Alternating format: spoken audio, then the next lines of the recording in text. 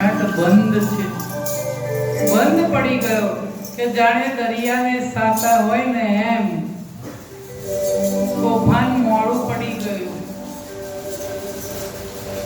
જેસલ જાડેજો મછવામાં બેઠો હોય ને મછવો ડૂબવો જોઈએ એના બદલે મછવો તરવા માંડ્યો. કેમ? લોકો વિચારે કે કેમ આ તરવા માંડ્યો?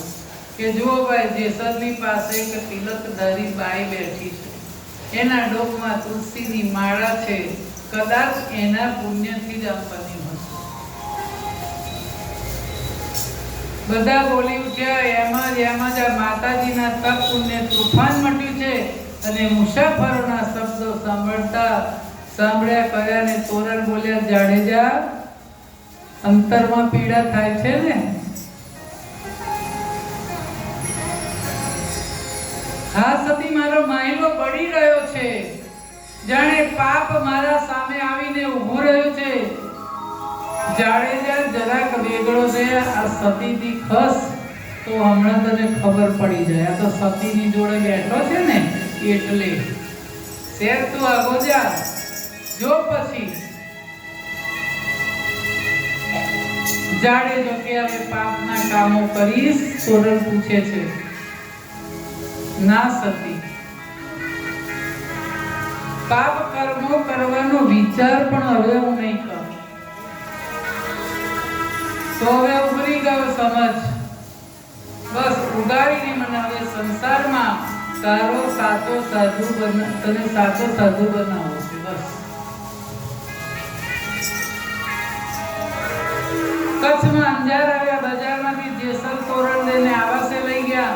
અને આ સતી આ ઘરમાં જે નિર્દોષોને પૂરી અને જે બધું ધન પડાવીને ભેગું કર્યું હતું ને, એ લૂંટનો માલ ને હથિયારો ને બધું જ પહેલા તો એને સાફ કરાવ્યું, ભૂકો કરી નાખ્યો સળગાવીને. પછી જેસલે તોરણને ગુરુ બનાવ્યા અને કહ્યું કે હવે મને શરણે લઈ જાઓ. અને આવું જ્યારે એક ધ્યાન થાય ને ત્યારે ગુરુ આપણને શિષ્ય બનાવે. કે હૈયામાં વ્યાપ્યું જે ઘોર અંધારો,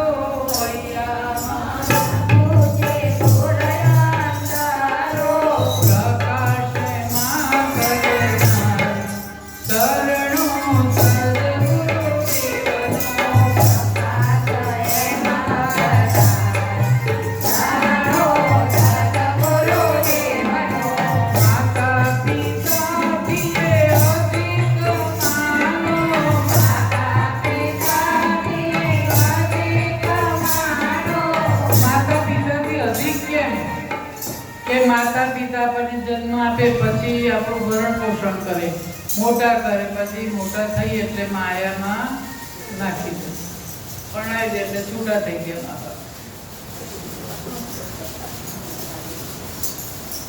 અને ગુરુ આપણને માયામાંથી છોડાવે. કે માતા પિતાથી અધિક ચરણો